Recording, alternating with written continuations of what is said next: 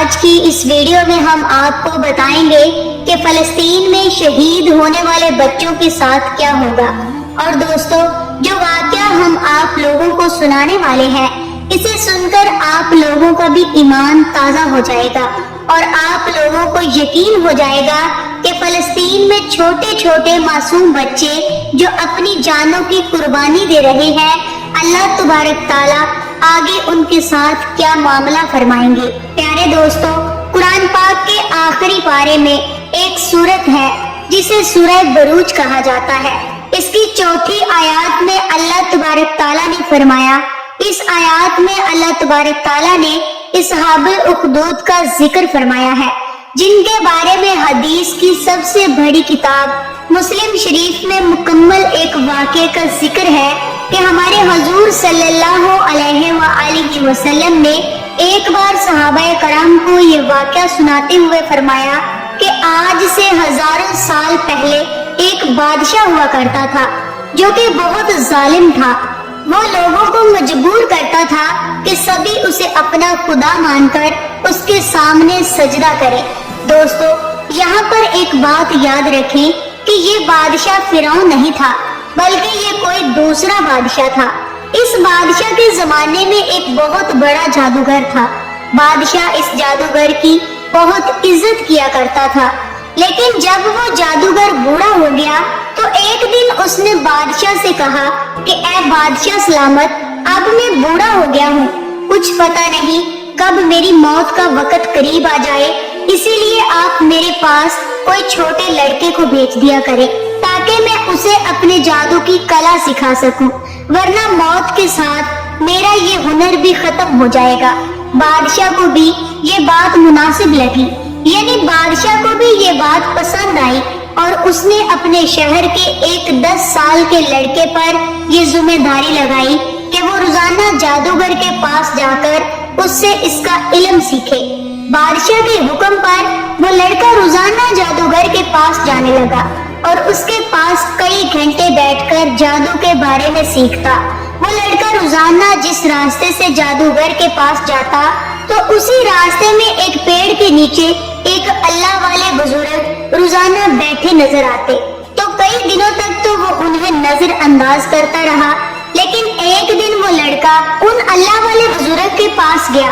اور ان سے ان کے بارے میں معلوم کیا، تو اللہ والے نیک بزرگ نے اس بچے کو دین کی بہت سی باتیں سکھائیں جو کہ اسے بہت زیادہ پسند آئیں، اور پھر وہ روزانہ جادوگر کے پاس آتے جاتے تھوڑی دیر کے لیے ان اللہ والے کے پاس بیٹھ کر اللہ کی وحدانیت اور اس کی عبادت کے بارے میں باتیں سنتا۔ لیکن اب ایک نیا مسئلہ کھڑا ہو گیا کہ ان اللہ والے کے پاس بیٹھنے کی وجہ سے ہمیشہ اس لڑکے کو جادوگر کے پاس پہنچنے میں دیر لگ جاتی تھی، جس کی وجہ سے جادوگر اس لڑکے کو بہت ڈانٹتا، اور جب یہ لڑکا لوٹتے ہوئے اس اللہ والے کے پاس بیٹھتا تو گھر پہنچنے میں دیر ہو جاتی، کہ جس کی وجہ سے گھر والے بھی بہت غصہ ہوتے۔ آخر جب اس مسئلے کی شکایت اس لڑکے نے اللہ والے بزرگ سے کی تو انہوں نے مشورہ دیا کہ اے بیٹا، تم دین سمجھنے کے واسطے اتنی قربانیاں دے رہے ہو، اسی لیے تم ایک کام کرو کہ جب جادوگر تم سے پوچھے کہ آخر اتنی دیر کیوں ہو گئی تو اس سے کہہ دینا کہ گھر والوں نے روک لیا تھا، اور جب گھر والے پوچھے کہ آخر اتنی دیر کیوں لگی تو کہہ دینا کہ جادوگر نے روک لیا تھا۔ لیکن یاد رکھنا، کبھی بھی کسی کے سامنے میرا ذکر نہ کرنا، ورنہ یہ میرے لیے ایک مصیبت کا سامنا ہوگا۔ اللہ والے کی نصیحت پر اس لڑکے نے ایسا ہی کرنا شروع کر دیا۔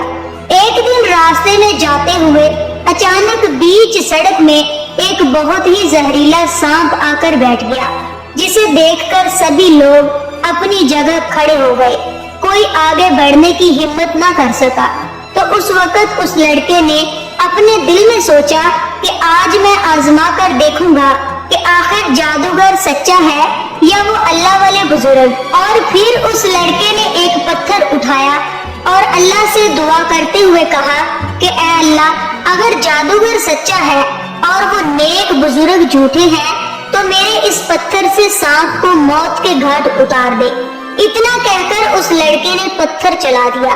لیکن اس پتھر سے سانپ پر ذرا سا بھی اثر نہ ہوا، بلکہ وہ تو اور زیادہ پھنکارنے لگا۔ اس لڑکے نے دوسری بار آزمانے کے لیے ایک دوسرا پتھر اٹھایا اور کہا کہ اے اللہ، اگر وہ اللہ والے بزرگ سچے ہیں اور وہ جادوگر جھوٹا ہے تو میرے اس پتھر سے سانپ کو موت کے گھاٹ اتار دے۔ اب یہ کہہ کر جیسے ہی اس لڑکے نے پتھر چلایا تو سانپ کو لگتے ہی وہ مر گیا، جسے دیکھ کر اس لڑکے کو بھی یقین ہو گیا کہ اللہ والے بزرگ سچے ہیں اور جادوگر جھوٹا ہے۔ جب اس لڑکے نے جا کر یہ بات اللہ والے بزرگ کو بتائی تو وہ بھی بہت زیادہ خوش ہوئے اور کہا کہ بیٹا، اب تم مجھ سے بہترین بن چکے ہو، اسی لیے آج سے تم بھی لوگوں کو اچھی اچھی باتیں سکھایا کرو۔ حدیث میں آتا ہے، اس 10 سال کے لڑکے کو اللہ تعالیٰ نے اپنی قدرت سے اتنی زیادہ طاقت عطا فرما دی تھی کہ وہ ہر طرح کے مریض کو اللہ سے دعا کر کے بالکل صحیح کر دیتا۔ اس کے پاس چاہے جیسا بھی مریض آتا، وہ اس کے سر پر اللہ کا نام لے کر جیسے ہی پھونک مارتا تو وہ مریض بالکل ٹھیک ہو جاتا تھا۔ یہاں تک کہ یہ خبر بادشاہ کے خاص وزیر تک پہنچی۔ وہ وزیر کچھ بیماریوں کی وجہ سے آنکھوں سے اندھا ہو گیا تھا، اسی لیے یہ خبر ملتے ہی وزیر جلد سے اس لڑکے کے پاس پہنچا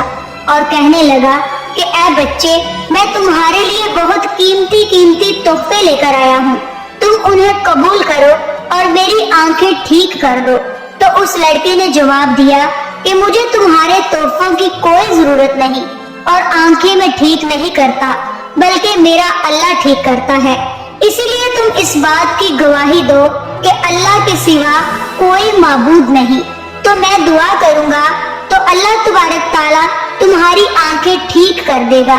لڑکے کے کہنے پر وزیر نے فوراً اسلام قبول کر لیا تو لڑکے نے اس کی آنکھوں پر ہاتھ رکھ کر جیسے ہی دعا کی تو وزیر کی آنکھیں بالکل ٹھیک ہو گئی اور وہ اتنا زیادہ خوش ہوا کہ آگے بڑھ کر اس لڑکے کو گلے سے لگا لیا۔ اس کے بعد جب اگلے دن وہ وزیر بادشاہ کے محل میں پہنچا تو بادشاہ بھی اسے دیکھ کر حیران رہ گیا کہ آخر میرے نابینا وزیر کی آنکھیں کیسے واپس آ گئیں۔ تو اس وزیر نے جواب دیا کہ اے بادشاہ سلامت، یہ آنکھیں مجھے میرے اللہ نے واپس کی ہیں۔ یہ سن کر بادشاہ کو بہت زیادہ غصہ آیا اور وہ کہنے لگا، کیا تم میرے علاوہ بھی کسی کو اپنا خدا مانتے ہو؟ تو وزیر نے کہا، ہاں، میں جس کو خدا مانتا ہوں وہ آپ کا بھی رب ہے اور میرا بھی رب ہے، اور اسی نے تمام انسانوں کو پیدا کیا۔ یہ سن کر بادشاہ کو بہت غصہ آیا اور وہ پوچھنے لگا کہ آخر تم کو اس بارے میں خبر کس نے دی؟ تو وزیر نے جب انکار کیا تو بادشاہ کے حکم پر اس وزیر کو بہت زیادہ مارا گیا۔ آخر مضبوط ہو کر وزیر نے بادشاہ کو سب کچھ بتا دیا۔ وزیر کے بتانے پر اس لڑکے کو محل میں بلایا گیا اور پھر بادشاہ نے غصے میں اس لڑکے سے پوچھا کہ آخر تمہیں اس نئے دین کے بارے میں کس نے بتایا؟ تو پہلے تو اس لڑکے نے بھی انکار کیا، لیکن بادشاہ کی طرف سے بہت سختی پر اس لڑکے نے سب کچھ بتا دیا۔ تو اب بادشاہ نے اس اللہ والے بزرگ کو بھی اپنے محل میں بلایا اور اپنے وزیر کے ساتھ کھڑا کر کے کہا کہ تم دونوں اپنے دین کو چھوڑ کر مجھے اپنا خدا مان لو، ورنہ تم دونوں کا بہت برا انجام ہوگا۔ لیکن دونوں حضرات نے صاف صاف انکار کیا۔ تو بادشاہ نے ایک لکڑی کاٹنے والا آرا منگا کر ان دونوں کو کاٹ کر شہید کر دیا۔ بادشاہ سمجھ رہا تھا کہ ایسی دردناک موت دیکھ کر یہ لڑکا خود ہی اس نئے دین کو چھوڑ دے گا، لیکن وہ لڑکا ہر بار انکار کرتا رہا۔ آخر مضبوط ہو کر بادشاہ نے غصے میں اپنے کچھ سپاہیوں کو حکم دیا کہ اس لڑکے کو کسی اونچے پہاڑ سے لے جا کر نیچے پھینک دو۔ بادشاہ کے حکم پر وہ سپاہی جیسے ہی اس لڑکے کو لے کر ایک اونچے پہاڑ پر پہنچے اور اسے نیچے پھینکنا چاہا تو اچانک اس لڑکے نے اللہ سے دعا کرتے ہوئے کہا کہ اے میرے پروردگار، میری ان لوگوں سے حفاظت فرما۔ جیسے ہی اس نے یہ دعا مانگی تو اچانک پہاڑ ہلنے لگا اور سبھی وزیر پہاڑ سے نیچے گر کر مر گئے۔ وہ لڑکا اکیلا ہی بادشاہ کے دربار میں پہنچا تو بادشاہ نے پوچھا کہ آخر میرے وزیروں کا کیا ہوا؟ تو اس لڑکے نے جواب دیا کہ میرا اللہ ان کے لیے کافی ہو گیا۔ یہ سن کر بادشاہ کو اور زیادہ غصہ آیا اور اس نے اپنے دوسرے کچھ سپاہیوں کو حکم دیا کہ جاؤ اس لڑکے کو ایک ناؤ میں بٹھا کر سمندر کے بیچ پھینک آؤ۔ بادشاہ کے حکم پر ایسا ہی کیا گیا، لیکن جیسے ہی وہ سپاہی سمندر کے بیچ اس لڑکے کو پھینکنے لگے تو اچانک ناؤ اتنا زیادہ ڈگمگائی کہ وہ سپاہی سمندر میں گرے اور اللہ تبارک تعالیٰ نے پھر سے اس لڑکے کی حفاظت فرمائی۔ وہ لڑکا پھر سے بادشاہ کے دربار میں پہنچا تو بادشاہ اسے دیکھ کر اور زیادہ پریشان ہو گیا۔ دربار میں پہنچتے ہی اس لڑکے نے بادشاہ سے کہا کہ اے بادشاہ سلامت، آپ چاہیں جو بھی کر لیں مجھے قتل نہیں کر پاؤ گے،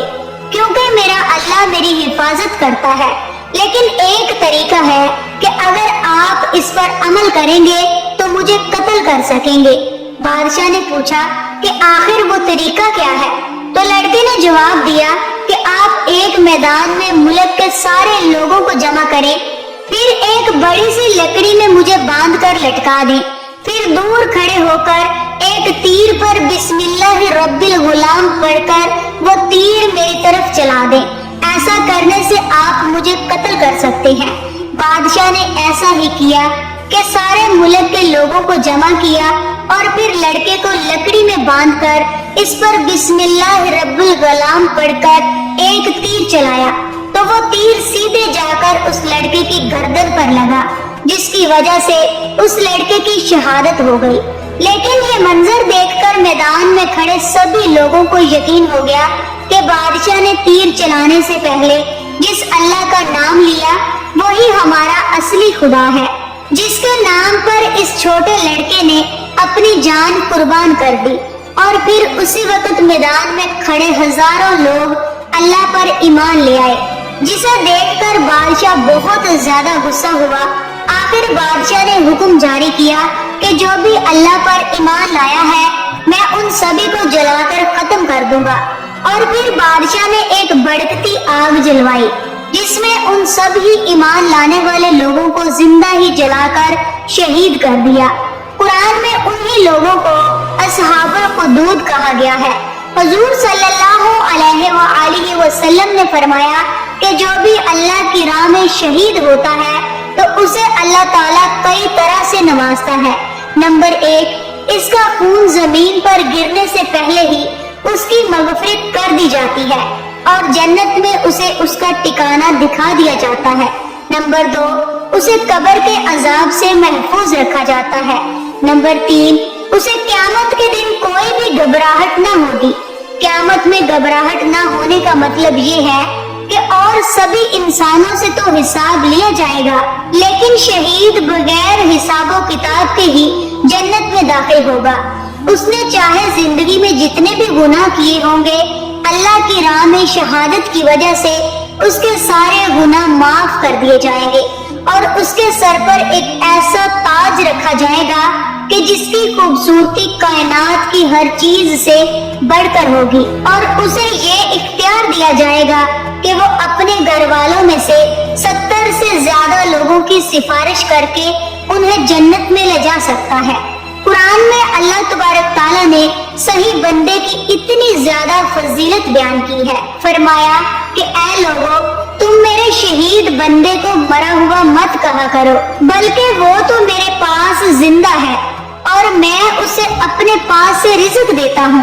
ان سبھی روایتوں سے معلوم ہوتا ہے کہ شہید انسان کو اللہ تعالیٰ بہت زیادہ نعمتوں سے نوازتے ہیں، اور ہمارے سامنے تو وہ مردہ شکل میں نظر آتا ہے، لیکن اللہ تعالیٰ فرماتے ہیں کہ نہیں، یہ تو میرے پاس زندہ ہے۔ مردہ تو وہ لوگ ہو جاتے ہیں جو اپنے گھروں میں عام موت مرتے ہیں۔ روایتوں سے معلوم ہوتا ہے کہ جو بندہ شہید ہوتا ہے تو اس کے جسم میں شہادت کے وقت ذرا بھی درد نہیں ہوتا،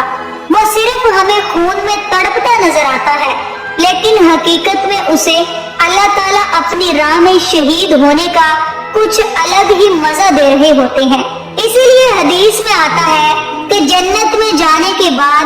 اللہ تعالیٰ سبھی سے پوچھیں گے کہ تم میں سے کوئی دنیا میں واپس تو نہیں جانا چاہتا، تو سبھی انکار کر دیں گے، لیکن شہید کہے گا یا اللہ مجھے ایک بار پھر سے دنیا میں بھیج دے تاکہ میں آپ کے لیے پھر سے شہید ہو جاؤں اور مجھے پھر سے وہ مزہ ملے جو جنت میں بھی نظر نہیں آتا۔ دوستو، روایتوں سے معلوم ہوتا ہے کہ جب ہم کسی بلیٹ وغیرہ سے کٹ جاتے ہیں تو اپنی جگہ سے ہماری روح ہٹتی ہے۔ اب آپ اندازہ لگا لیں کہ اگر بلیٹ وغیرہ سے کہیں ہماری انگلی میں تھوڑا سا بھی کٹ لگ جائے تو کتنی زیادہ تکلیف ہوتی ہے،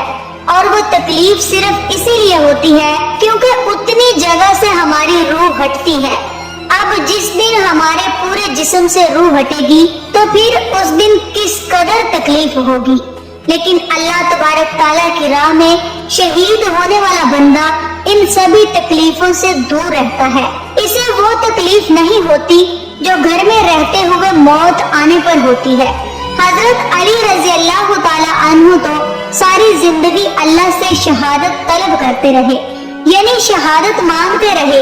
اور وہ لوگوں سے کہا کرتے تھے کہ اے لوگوں، اپنے گھروں میں عام موت مت مرنا، ورنہ اتنی زیادہ تکلیف ہوگی کہ جیسے جسم کینچیوں سے کاٹنے میں ہوتی ہے، اور اگر شہید ہو کر وفات ہوگی تو روایتوں کے مطابق صرف اتنی ہی تکلیف ہوگی جتنی ایک چینٹی کے کاٹنے سے ہوتی ہے۔ ہمارے حضور صلی اللہ علیہ وآلہ وسلم فرمایا کرتے تھے کہ میرا دل تو کرتا ہے کہ میں اللہ کی راہ میں شہید کیا جاؤں اور مجھے پھر سے زندہ کیا جائے، اور میں پھر شہید کیا جاؤں اور مجھے پھر زندہ کیا جائے، اور میں پھر شہید کیا جاؤں اور مجھے پھر زندہ کیا جائے۔ اسی طرح حضور صلی اللہ علیہ وآلہ وسلم نے فرمایا، اگر کسی کی موت اس حالت میں ہوئی کہ اس کے دل میں شہید ہونے کا جذبہ بھی نہ ہو تو وہ منافق ہو کر مرا۔ دوستو، اب ان سبھی باتوں سے آپ اندازہ لگا سکتے ہیں کہ فلسطین میں شہید ہونے والے ہمارے پھول جیسے پیارے پیارے بچے اللہ تبارک تعالیٰ کو کتنا زیادہ محبوب ہوں گے۔ جب ہم سب لوگ ان پیارے پیارے بچوں کو اتنی زیادہ محبت کی نظروں سے دیکھتے ہیں تو جس مقدس ذات کے لیے وہ اپنی جان قربان کر رہے ہیں، وہ اللہ تبارک تعالیٰ انہیں اپنے پاس کتنا زیادہ لاڈو پیار سے رکھتے ہوں گے۔ اللہ تبارک تعالیٰ سے دعا ہے کہ اللہ تبارک تعالیٰ ہم سب ہی کو شہادت کی موت نصیب فرمائے۔ تو پیارے دوستو، آج کی ویڈیو میں تھا بس اتنا ہی۔ انشاءاللہ ملیں گے اگلی ویڈیو میں، تب تک کے لیے السلام علیکم، اللہ حافظ۔